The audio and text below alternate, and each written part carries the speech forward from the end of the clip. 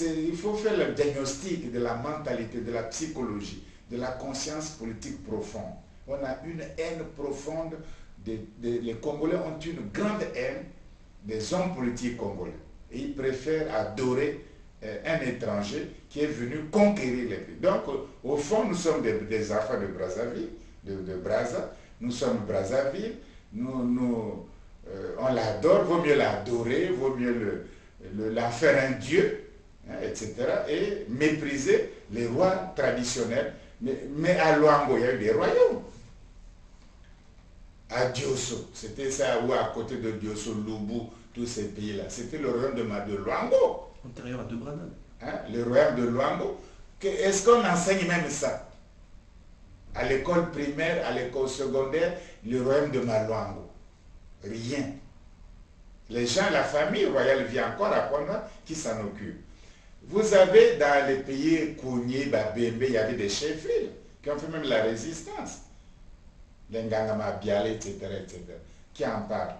Rien. Vous avez le royaume Congo, une partie au moins. Le royaume Congo. Est-ce qu'on connaît même ça? On dit appelle Chimpa Vita comme ils n'en savent trop rien. Qui peut faire même écrire, un Congolais peut-il écrire au sein de 2 pages sur Chimpa Vita? On n'a que le nom, on n'a pas d'information. Donc la conscience historique est vide. Bon. Tu as le royaume de Bateke, Makoko, hein, c'était en fois au Kuna, Brazzaville, les deux rives étaient Bateke. Le mont Galiema, etc. C'était le pays Bateke. Kinshasa, Unsaya, etc. Maya. C'était le monde Bateke. Bon. Quel est le souvenir même de celui qui de Brazza était là? Il a vu Galiema. Mais Brazza n'a pas vu, il a vu des gens. Le Bateke qui s'appelait là, à Kuna, s'appelait Galiema, le chef Galiema. Est-ce que le Congolais même parle? On ne connaît même pas le nom Galiema, on parle du salon de Brazza. Alors qu'il avait discuté avec ce type-là, délégué du royaume de Makoko. On en reparlera. Il était à Ambé. Hein? Ambé, il a fait un grand scandale. Si vous voulez, on en parlera. De Brazza a fait le plus grand scandale qu'il soit. Ce scandale a été camouflé. Il y a des faits pour vous le dire. Okay. Hein?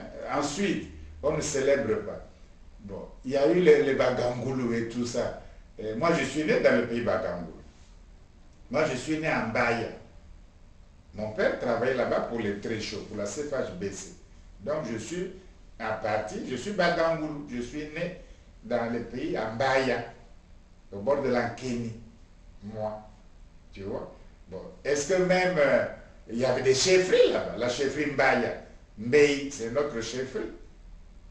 Même si je ne suis pas, je suis né là-bas, ils me connaissent les gens de Mbei là. Tu vois, je suis né dans ce village-là. Hein? Bon, est-ce qu'il y a un monument des chefferies Bagangou? Bon, les Mboshi ont des moyens, des grands types. Des grands moyens, des sages, etc., qui ont fait les maras, les auteurs et tout. Est-ce qu'on en parle? Le monde Kouyou, la même chose. Il y a eu des moyens là. Le monde Makwa, etc. Mais je peux aller jusqu'au chez le roi Bétou, le chef Bétou. Les gars de l'Iranga et tout ça, ils font tout ça, Bétou et Pen.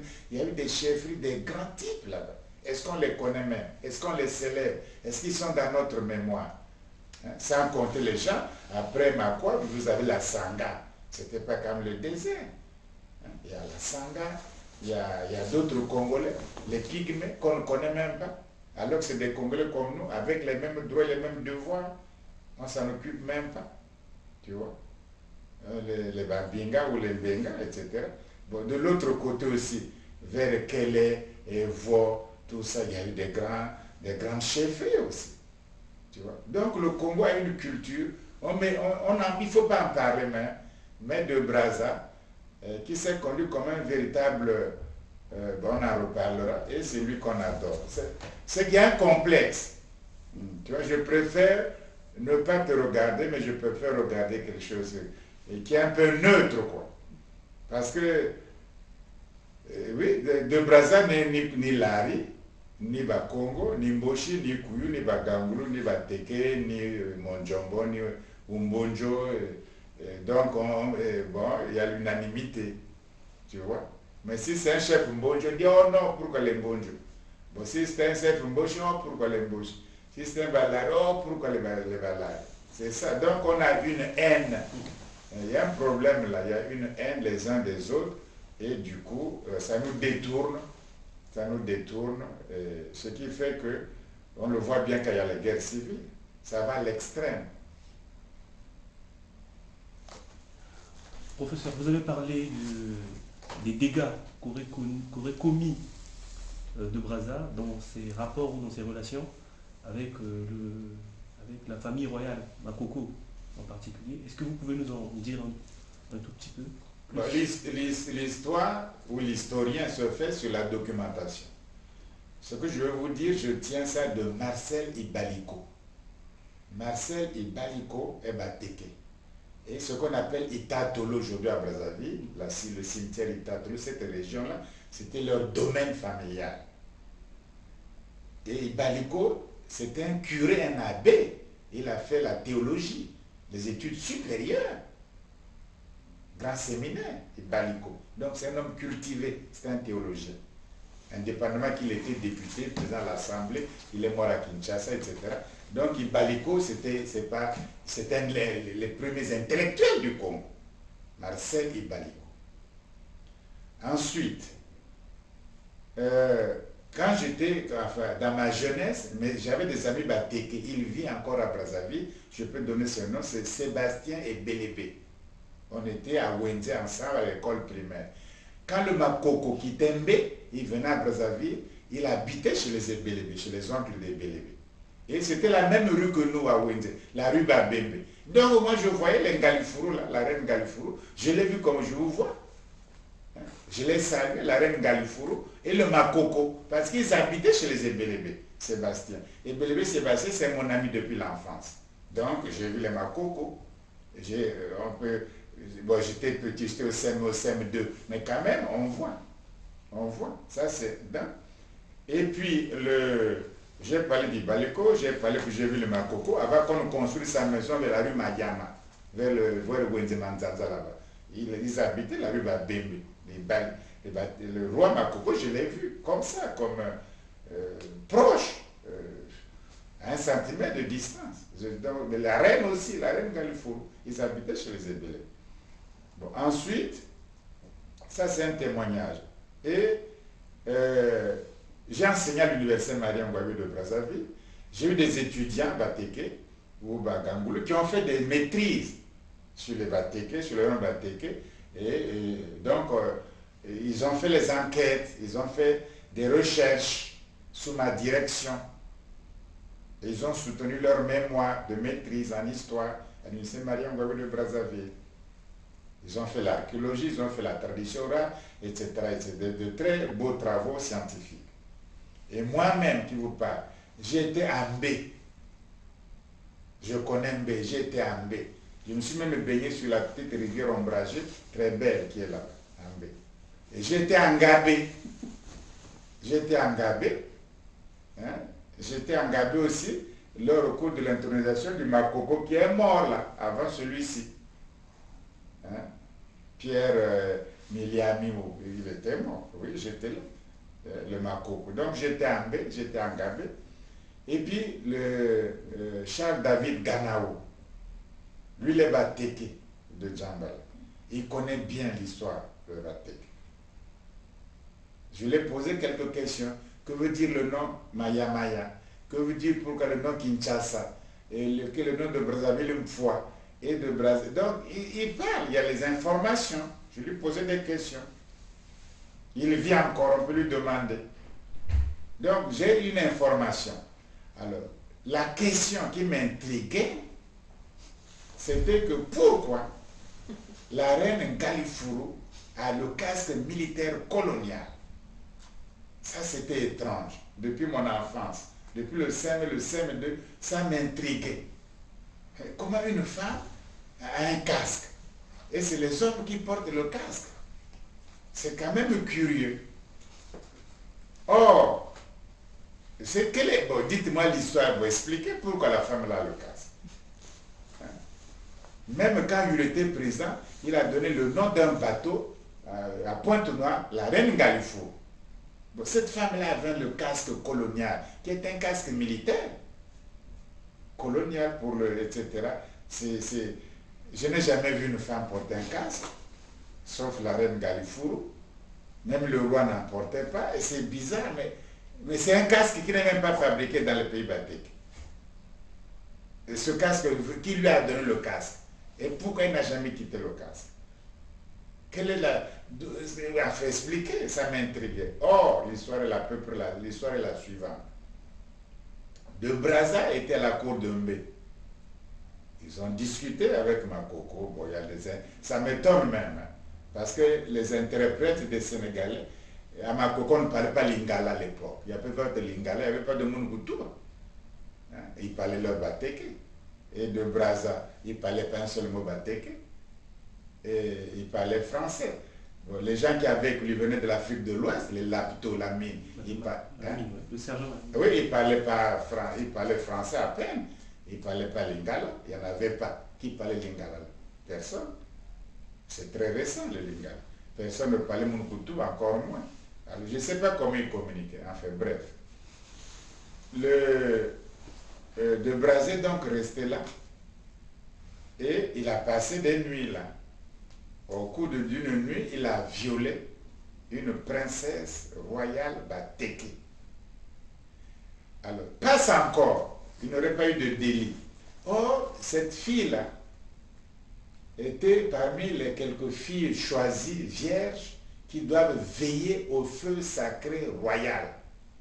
Le feu doit être toujours allumé. C'est le feu du roi. Et quand le roi meurt, on éteint le feu. Et ce sont les vierges qui allument encore le feu. Elles sont susceptibles de préparer la nourriture du roi.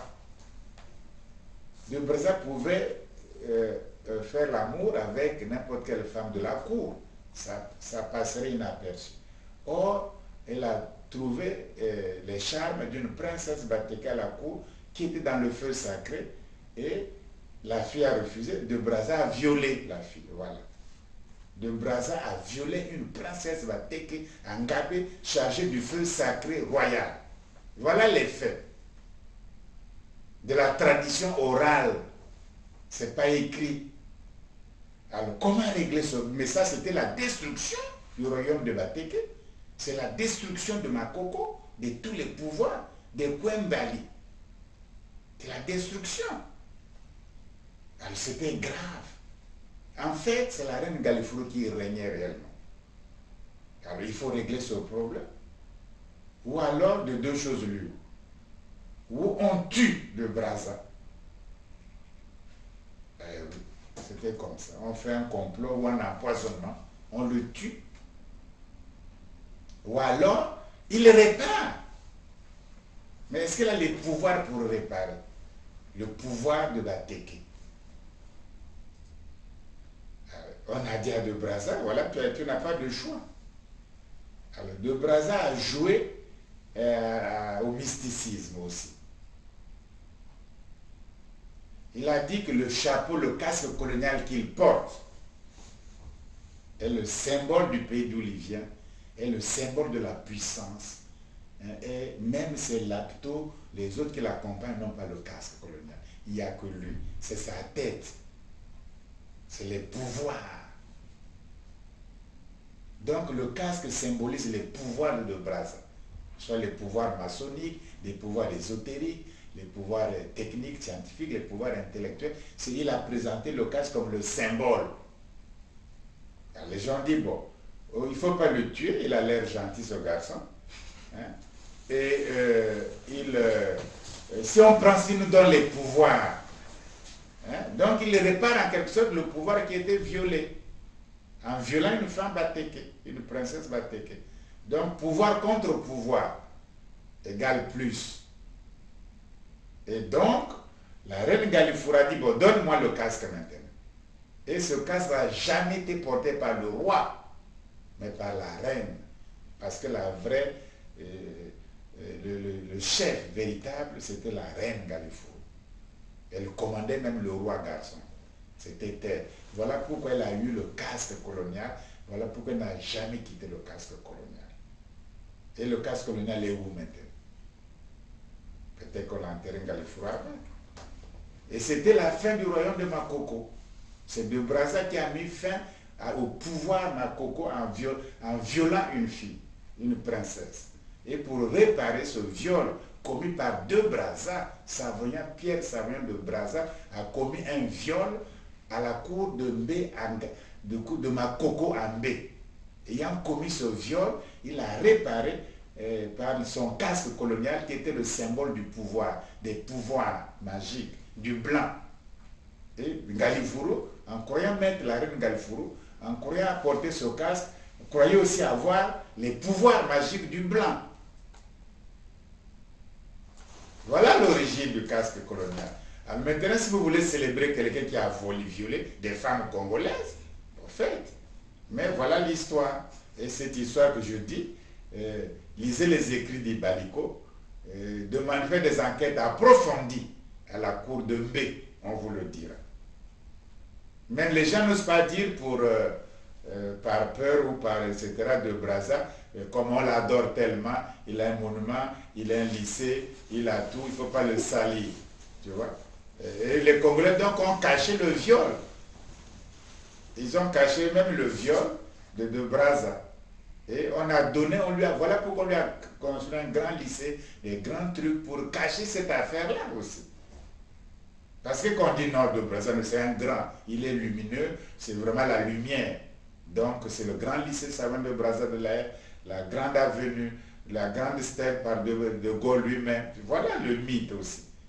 C'était pour laver, De Gaulle savait bien que De Brazza avait violé une femme en lui. Et Boué le savait très bien. Le Jacques Opango le savait, c'est mon oncle Jacques Opango, il le savait très bien. Les Ibaliko Marcel le savaient très bien. Et Belébé Sébastien, il vient à Brazzaville, c'est mon ami, il le sait très bien, puisqu'il est prince Bateke lui-même. Dembé, et Belébé est prince Bateke. Dembé, il est de la famille royale, directe. Ce n'est pas donc des choses qu'on fabrique contre Brazza. Il a violé les Congolaises. Et aujourd'hui, les Congolaises, lui, l'encensent comme un pharaon.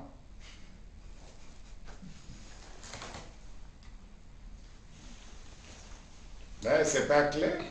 Si. C'est très clair. Ouais, bon.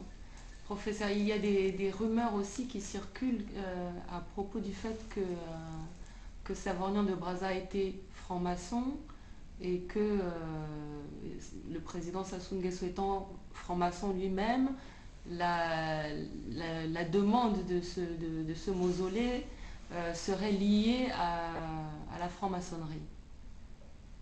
Oui, on peut faire. Mais ça n'enlève pas ce que je viens de dire, ça n'efface pas. Si d'après l'histoire, puisqu'on parle d'histoire, de la franc-maçonnerie au Congo, si on veut honorer quelqu'un, c'est Félix Eboué. C'est le général Félix et le gouverneur général Félix Eboué. C'est le créateur des toutes premières loges maçonniques à Brazzaville, vers le café qu'on appelle le Central, en face du magasin d'Otto. Quand Otto a quitté Mpila, il habitait centre-ville, le Central, le café là. Hein? En face, cette maison-là, c'est la première loge du Congo. C'est l'aurore du Congo, c'était pas de Brazza. C'était Félix Eboué. Bon, maintenant, on peut lui faire un monument. Les maçons peuvent lui faire un monument, qu'à cela ne tienne. Est-ce que cela signifie qu'il n'a pas violé une femme Bateke? Le viol reste. Donc, de Brazza, il a fait cet acte-là. Il a violé une femme Bateke, une jeune princesse vierge, en Gabé, non en Mbé. Lui, il a violé. Ça, c'est un fait. Maintenant, on lui a donné des monuments, on lui a fait des lycées, on lui a fait des rues, on lui a fait tout, on peut lui faire un mausolée. Mais ça n'efface pas le fait que c'est un violeur de femmes congolaises. Ça n'efface pas ce fait. Il peut être maçon, mais les maçons aussi font du bien et du mal. Dans ce cas, il a mal fait. Mais on peut toujours l'adorer, si l'on veut. Mais ça n'efface pas le fait que Savoyant de Brazza a violé une femme Bateke à Mbé. Une princesse Bateke vierge s'occupant du feu sacré de Makoko. Ça, c'est un fait établi. Qu'on n'ose pas en parler, mais Baleko est mort. Vous demandez à ceux qui sont vivants, ils vous le diront. C'est un fait connu. C'est un fait, mais comme toujours, on cache la vérité, on cache l'histoire, on joue avec les faits, on cache, etc. Tu vois, c'est ça le problème. Parce que là, les Congolais n'aiment pas la vérité. On a toujours le mensonge. On ment le mensonge politique. On ment tout le temps, tout le temps, tout le temps. Tu vois? Mais ça, c'est... Voilà pourquoi les Congolais ne savent pas même pas leur histoire. Je fais une révélation aux Congolais, mais c'est connu, c'est banal, que De Brazza a violé une fille, une princesse vierge, à Ouambé, s'occupant du feu sacré royal. C'est un fait connu, mais comme les Congolais ne savent pas leur histoire, ça fait comme si au Bengaï inventait quelque chose qui tombe du ciel. C'est parce qu'on ne connaît pas l'histoire que ça paraît inventé. Mais si on connaissait l'histoire, il y aurait d'autres faits. Je peux vous le dire. Ce n'était pas le premier acte. Et qu'est-ce qu'il a fait vers Okoyo là-bas? Vers le Goué, lui de Brazza.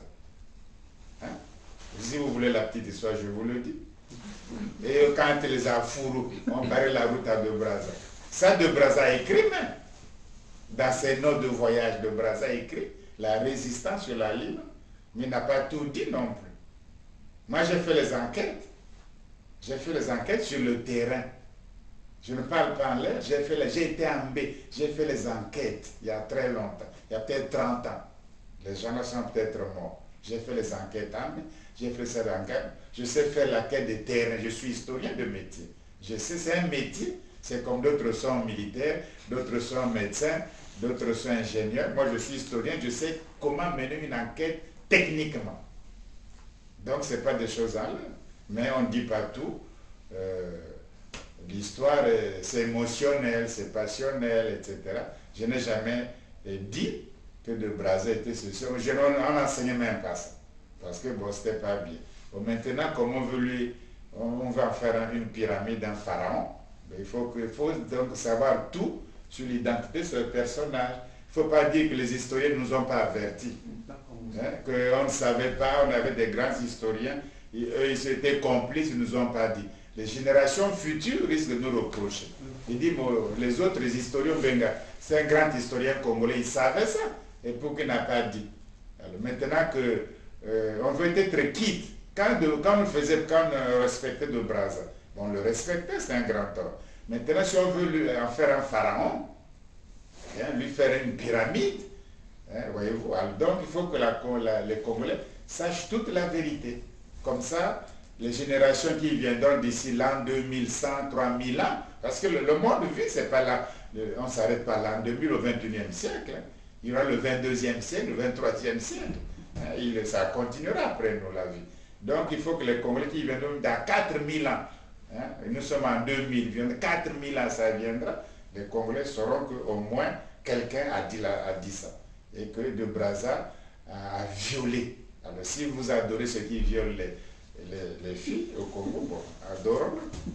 Mais par rapport à ce que vous avez dit là, vos enquêtes sur le terrain à propos de ce contact avec Makoko, avec les Bafou, ouais. Vous aviez quelque chose à nous dire en plus comme révélation aussi? Non, De Brazza. Vers le Goué. Oui, vers le Goué, là. Lui, il a fait la même chose.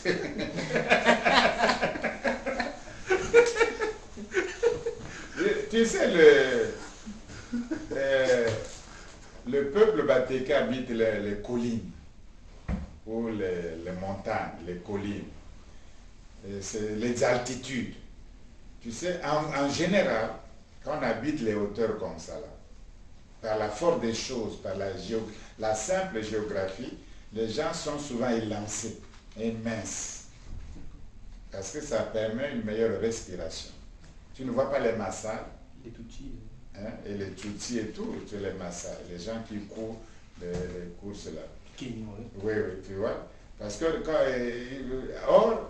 une belle femme noire est lancée mince, c'est ça le type Batek. En gros, c'était le type Batek. Et dans les cours royales, elles ne font que se mettre du kaolin, faire des rituels, faire des maquillages, Tu vois, ça crée encore le mystère de la sexualité féminine. Ça renforce encore cette sexualité. Et de Brazza, hein, il n'avait pas de femme. Je me demande même s'il a été marié. Hein, et il venait en aventurier.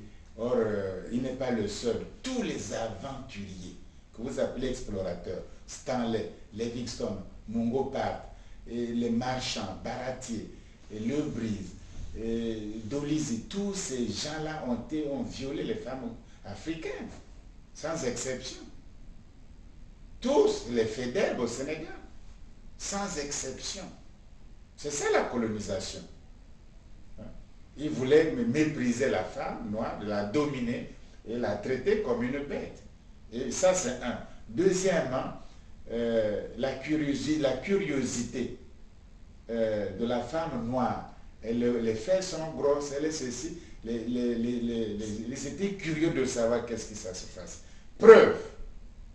Vous connaissez le muséum d'histoire naturelle en Paris. Là où on travaillait les buffons, les Cuvier. Cuvier qui est l'inventeur, le père de l'anatomie. Hein? Avec la Vénus autantote. Cuvier, oui. Ils ont pris une femme zoulou. Hein? Oui, ils ont disséqué, enlevé ses organes génitaux femelles, étudié ça, et mis dans les bocaux. Au muséum d'histoire naturelle, moi j'ai vu de mes yeux. Et quand l'Afrique du Sud est devenue indépendante, ils ont réclamé le corps de la femme, de la Vénus en question, plus les organes génitaux. Ça a disparu. Le bocal a disparu au muséum d'histoire naturelle à Paris, ici à Paris. Voyez-vous que comme quoi c'est toutes ces histoires, si la colonisation était bien, mais donnez-nous le bocal. Voilà, la science même s'est intéressée à ça. C'était l'imaginaire sexuel du colonisateur. Parce que vous n'avez pas étudié l'imaginaire sexuel du colonisateur, l'imaginaire sexuel de l'explorateur colonial. Ils ont usé et abusé des femmes africaines, que ce soit au Togo, que ce soit au Bénin, que ce soit au Nigeria. On n'en parlons pas au Nigeria. Dans les cours de Ile-Ife et chez les Yoruba et tout. Ils ont violé systématiquement chez les Peuls, les Borobolais, au Tchad, n'en parlons pas. Même ce que vous appelez l'ami, le nom du Tchad, c'était fort, l'ami a une résistance. Ce que vous appelez Rousset, fort Rousset, qui est devenu Ouando. Il y a une résistance contre M. Rousset. Voilà pourquoi on dit fort Sibut, fort Archambault, fort Lamy, fort Rousset. Il y a des points de résistance. Mais ces gens ont violé. Livingstone a fait la même chose. Stanley, Boulamatari, pire. De Brazza, la même chose. C'était pincé. C'est tous les explorateurs, tous, ils ont abusé des femmes. On n'a jamais étudié l'imaginaire sexuel de l'explorateur colonial. Voilà pourquoi le cas de Brazza paraît étrange. Mais c'était comment? Baratier a fait la même chose. Le commandant Baratier, le commandant Marchand, mais surtout au Darfour là-bas, quand les marchands, oh, mais n'en parlons pas, les belles filles du Soudan. Mais c'est extraordinaire. Jusqu'à l'exposition coloniale de 1831, ils ont fait ça, ils ont fait ça partout, et notamment dans les cours d'Abomey, dans les cours de... c'est partout. Le colonisateur, c'est un violeur de femmes. C'est ça, où on n'a pas étudié toute l'histoire. On étudie simplement les compagnies concessionnaires, des blagues comme ça. Mais le comportement du colonisateur vis-à-vis de la femme colonisée, il a abusé de la femme colonisée, a violé, y compris Pierre Savognan de Brazza. Il a fait ça dans le Goé, il a fait ça dans les plateaux Batéké, à Mbé. Mais vous connaissez le peuple congolais. Quand vous révélez un fait de ce genre, ça peut faire sourire les gens. Ils vont se dire, ben écoutez, ça s'est passé. Oui, est-ce que c'est si important? Pourquoi est-ce que vous insistez là? Qu'est-ce que ça révèle? Pour vous, la gravité se porte où? Non, l'histoire ne juge pas. Je ne dis pas que de Brazza a bien fait ou qu'il a mal fait. en violant une fille vierge à la cour royale de Mbé chez Makoko. Hein, je ne juge pas. L'histoire, ce n'est pas un tribunal. Mais je vous donne le fait. Maintenant, on peut aimer, on peut ne pas aimer. Ça, c'est la réaction devant l'histoire. Mais l'histoire établit des faits. Et elle établit sur des témoignages vérifiables. J'ai donné mes témoignages, à vous de vérifier. De Brazza a fait ça. Maintenant, il a fait ça malgré tout, nous l'adorons. Donc, à cela ne tient. Il a fait ça. Tiens, ça fait un peu tiquer. Tu vois, parce que si c'est écrit qu'on va quand même immortaliser, non pas Marien Ngouabi, le héros immortel, mais immortaliser un violeur de femmes congolaises au Congo, alors qu'on a déjà assez fait pour lui, le nom de Brazzaville, et c'est le lycée, tout et tout. Bon, on est libre de le faire, c'est une décision politique. Mais l'historien ne rentre pas dans les jugements. Nous ne condamnons pas, nous ne sommes pas un tribunal. On dit simplement, voici les faits, voici les faits, voici les faits. Maintenant, à vous de réagir à la lumière des faits. On peut dire qu'on s'en fout, on va l'immortaliser, on va lui construire quand même une pyramide pour vous faire. Mais il faut le savoir qu'il était violeur de femmes. Mais professeur, c'est vrai ce que vous dites, mais en même temps, vous savez bien que la conscience nationale, la conscience collective se construit aussi avec la continuité, le sentiment de continuité historique. Si on n'a pas un sentiment de continuité historique, on fait mal les choses parce qu'on est en train de diriger ce mausolée aussi par rapport à l'histoire. Or, les leçons de l'histoire, il se trouve que tout n'a